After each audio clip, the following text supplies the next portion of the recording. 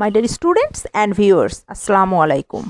Welcome back to our online class. I am Murshida Imam, Assistant Professor, Department of English, Govt Shahid, Suhrawardy College, Dhaka.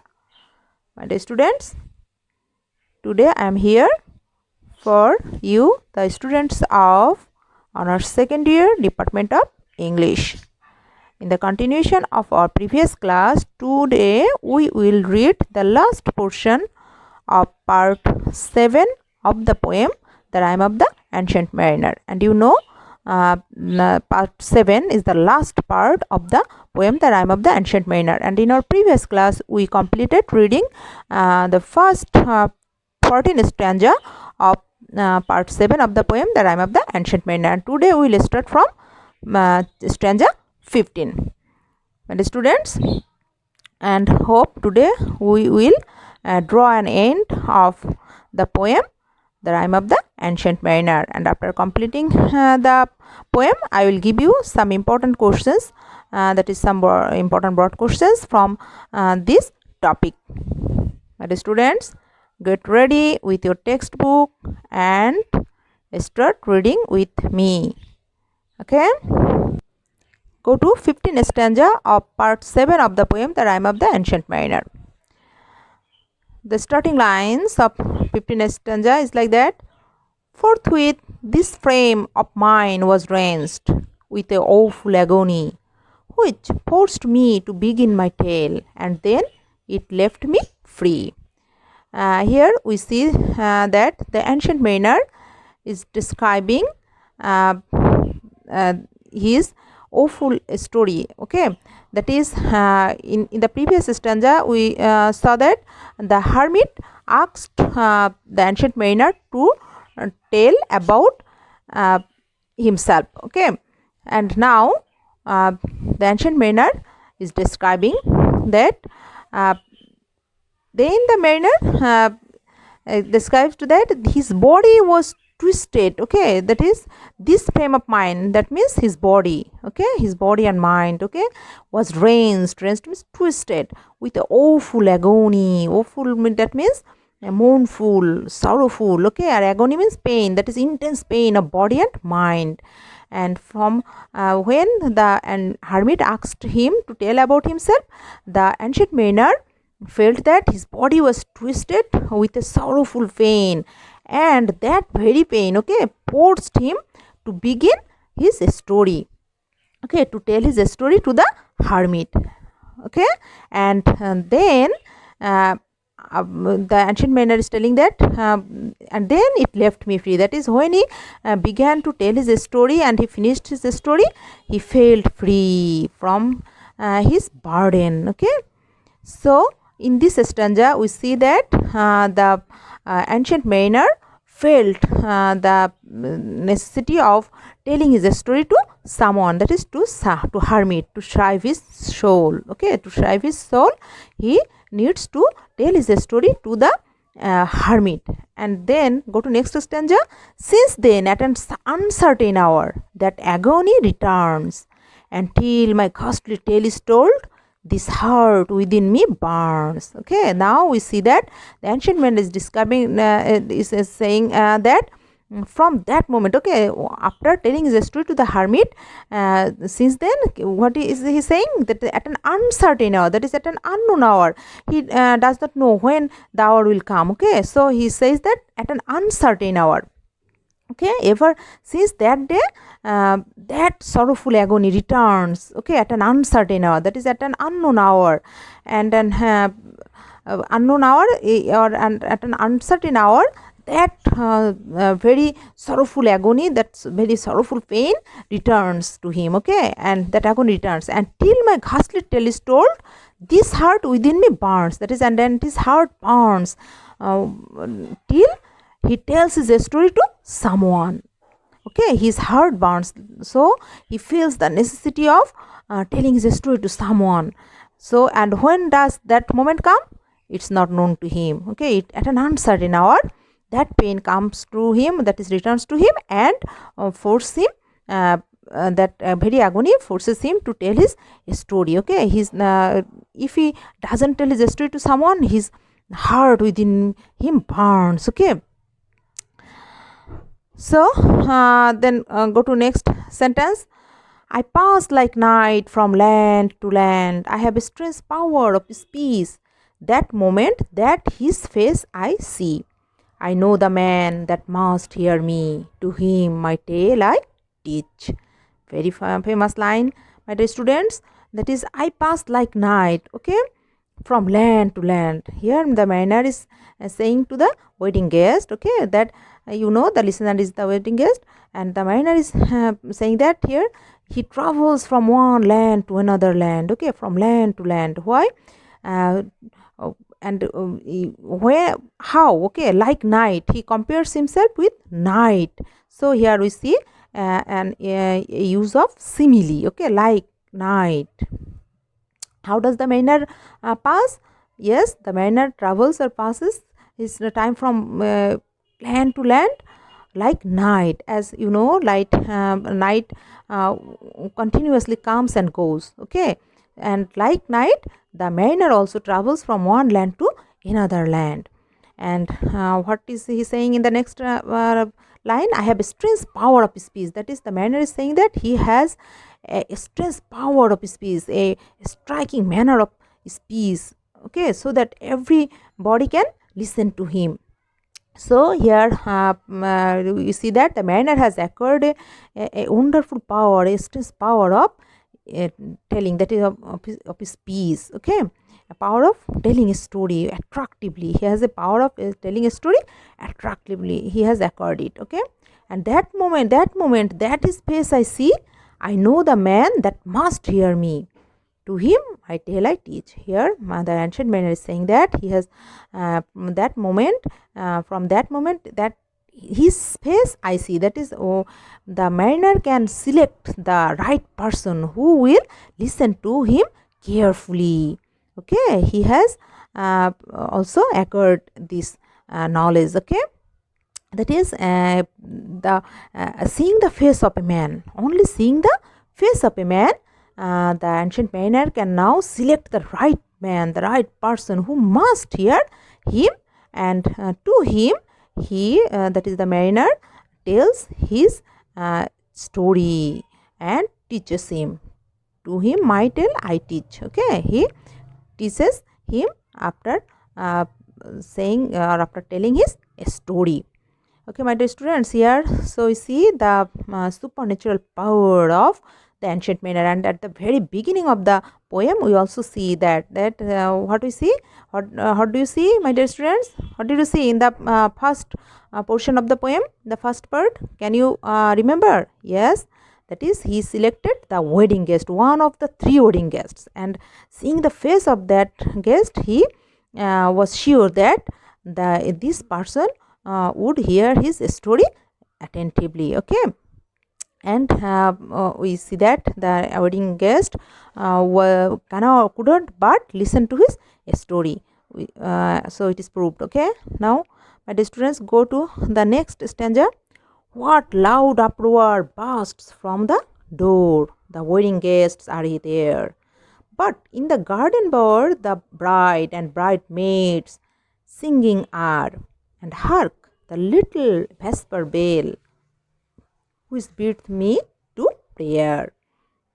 Here once again we see that we returns to the wedding feast, okay. The ancient mariner here points out to the bridegroom's door. Okay, what loud uproar bursts from that door, okay. So here we see that the ancient mariner points to the bridegroom's door and says that the wedding guests are there, that is the invited wedding guests are there, and they were a loud noise of music and talking, okay, comes from the house door, okay, from the house. But in the garden bower, the bride and bridesmaids singing are, that is, in the garden the bride and the bridesmaids, okay, the bride and bridesmaids are heard singing together. And the ancient mariner tells the wedding guest to listen to the little evening prayer. At that very moment, we see that this last two lines of the stanza, that is, and hark the little vesper bell. Hark, okay, my dear students, mark this word, hark. It's an archaic word, okay, old-fashioned word. That is, hark means listen, okay. Hark means listen, listen carefully, okay. It's an archaic word, and hark And at the very moment, the ancient mariner is telling the wedding guest that, and hark, the little vesper bell which beat me to prayer. That is, the wedding guest, the ancient man tells the wedding guest to listen to the little evening prayer bell, okay, from the church. The little evening prayer bell, vesper bell. That means here bell of evening bell, that is which comes from the church nearby, okay. And what does the bell call? That is, the bell calls him to come to church to say his evening prayer, okay. The evening to come to say his evening prayer, the bell calls him, okay. The bell, that is the evening prayer bell, calls the ancient mariner to come to the church and to say his evening prayer. So my dear students, you see the poem is full of symbols, okay. Here the every word you can find out the meaning of another meaning, okay. And here, my dear students, this stanza is very, very important, okay. That is the and in this the explanation of these lines we will also find next. That is to walk together to the ark and all together pray. Here in this stanza, okay, I will explain it later. Now go to next stanza, please. That is, O wedding guest, this soul hath been alone on a wide, wide sea. So lonely it was that God himself scarce seemed there to be. Okay, here the wedding guest, that is, O wedding guest. Here the ancient mariner is addressing the wedding guest and saying that this soul hath been alone on a wide, wide sea. That is, he is repeating his sorrowful experience once again. That is, this soul, that means the soul of the ancient mariner, okay. That is, the ancient mariner tells him once again that he had been alone on the vast sea, on the wide, wide sea, and it was so lonely that God himself did not seem to be present there. That is the loneliness of the region. To the here the ancient mariner saying that God himself, okay, scarce, that is rarely to be seen there. That is, he was so alone on that wide, wide sea. So here once again we see that the ancient mariner is repeating his sufferings. Then go to next stanza, please. That is, oh sweeter than the marriage feast, it is sweeter far to me to walk together to the kirk with a goodly company. Okay, here my dear students, we see that the word kirk, here the archaic word, and it means church. I mentioned earlier while reading the first part of the poem. That is, we find this very word kirk, and it's a repeating word in the poem, kirk. That means church, okay. So here the ancient man is saying that going to church in the company of excellent companions, that is goodly company, okay, is more pleasant or is sweeter than taking part in a marriage feast, okay.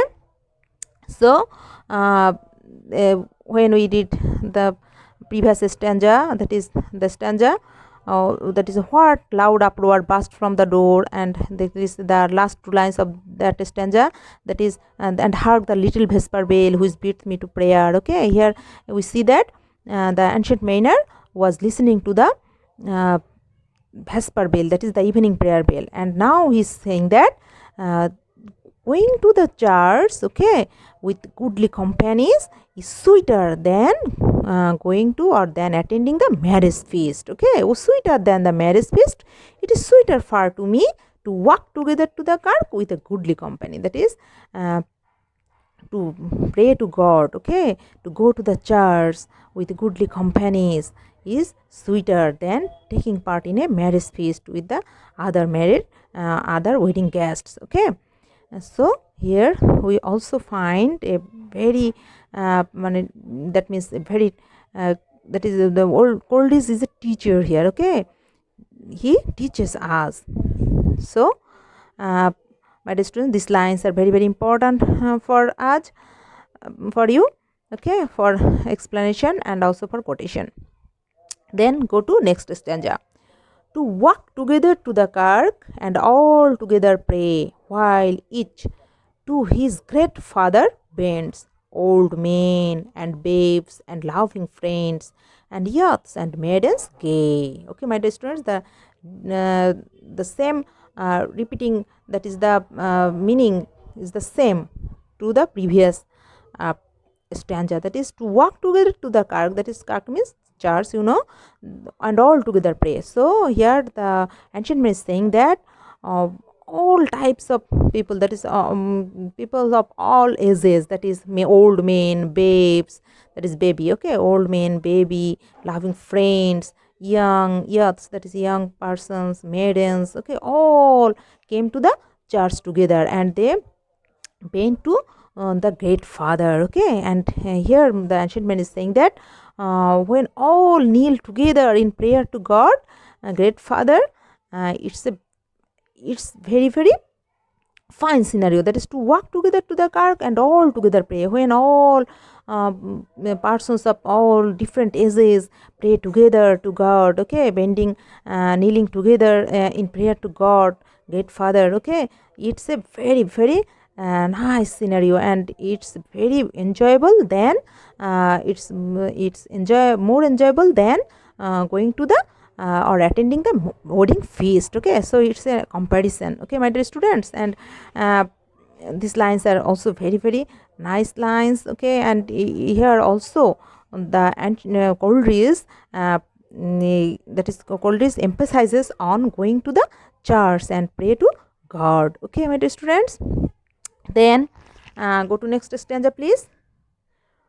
Farewell, farewell, but this I tell to thee, thou wedding guest. He prayed well who laughed well, both man and bird and beast. Okay, my dear students, we have come to the closing point of the poem, that is here Coleridge advises us, okay, that is when farewell, farewell, but this I tell, that is the here the ancient manner is going to take take part from the wedding guest, that is he is saying farewell, farewell, okay, that is goodbye.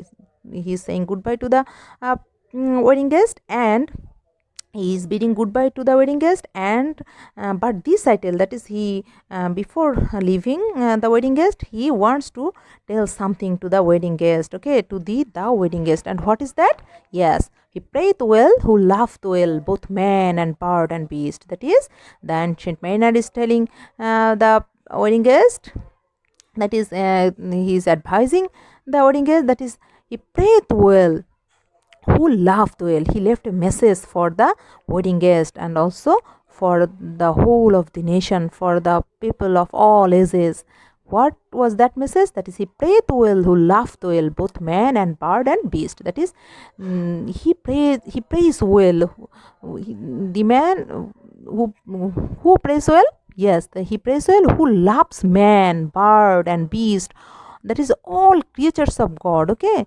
He who can love equally both man and bird and beast, he can pray well, okay. His prayer is the best. And this same advice, that is this same moral we will find in the next stanza. Go to next stanza please. He prayed best who loved best all things both great and small, for the dear God who loved us, he made and loved all. My dear students, and these two stanzas, okay, are very very important for explanation. Mark those lines please. And two stanzas, okay, that is he prayed well and who loved well, both man and bird and beast, these lines. And then next stanza, that is the first the 4 lines of this stanza are very very important for explanation, and it's the moral of the poem, okay, my dear students. If you are asked what is the moral of the poem The Rime of the Ancient Mariner, you must have to quote these lines. So these lines are very very important for explanation and also for quotation and also for your viva, okay. What is the moral of the poem The Rime of the Ancient Mariner? Yes, you must have to quote those 4 lines, my dear students. Mark those lines please.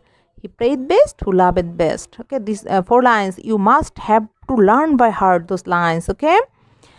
That is here the ancient man is saying that through the speech of the ancient mariner. Here Coleridge left us a message, okay, and it's the moral of the poem. That is, what is it? He prayed best who loveth best. That is, he loves, he who loves all the creatures of God, okay, both great and small, prays best to God, okay. Why? For the dear God who loved us, he made and loved all.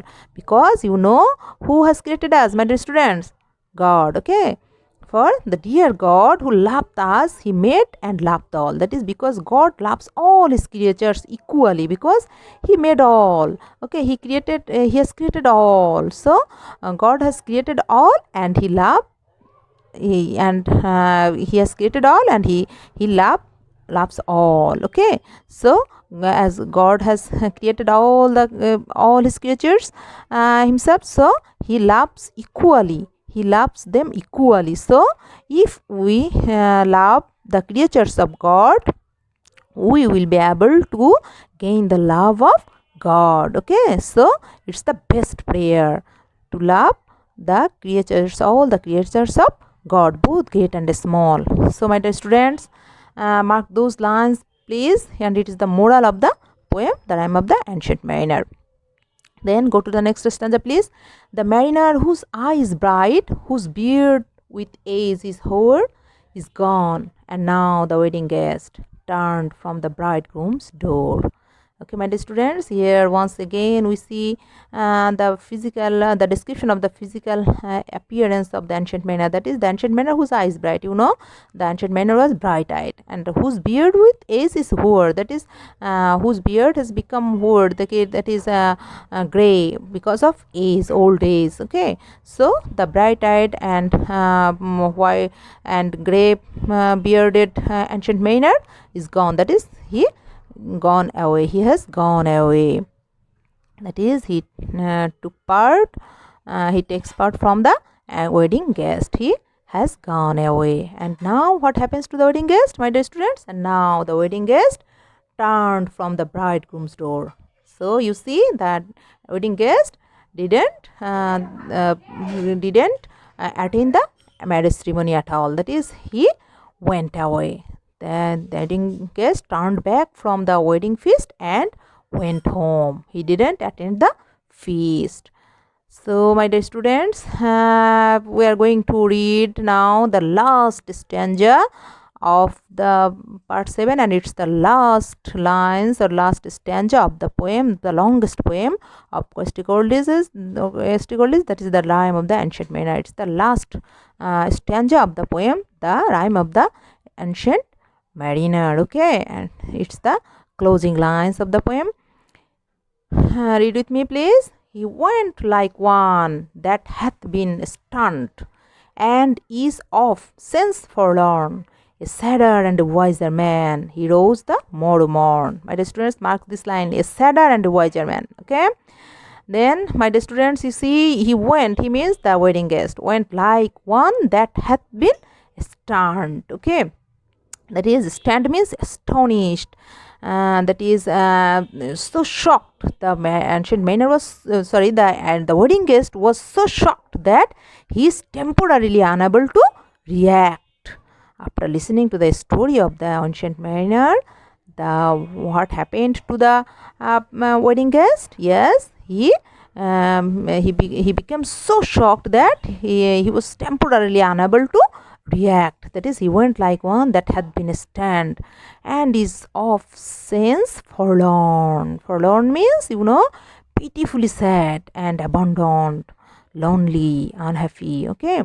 He became pitifully sad and abandoned, and he felt lonely and unhappy, okay, after listening to the story of the ancient mariner. And what happened to him? He is sadder and wiser man, he rose the morrow morn. Morrow means here tomorrow, okay, my dear students. Morning means morning. So tomorrow morning, that is the next morning, he became what? Sadder and wiser man, okay, my dear students. Sadder and wiser. A wiser man is sadder. Why, my dear students? You know, that is, now the wedding guest, that is, he could really understand more, okay. Now he could accept knowledge, that is self knowledge. He accept self knowledge, and he could really understand more than a common person. Okay, and so he became sad and as well as wise. So he is called a sadder and wiser man. Okay, and so you see the wedding guest became a sadder and wiser man when he rose the next morning. My dear students, and marks those last lines of the poem, please. It's also important for explanation.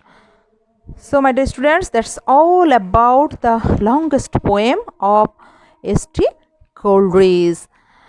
Okay, the rime of the ancient St. Coleridge, the rime of the ancient manner, you know, the longest poem of St. Coleridge, and we have completed it successfully, my dear students.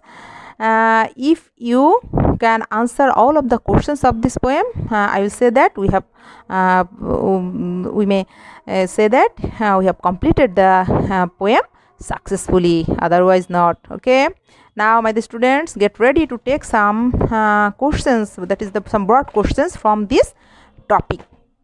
Okay,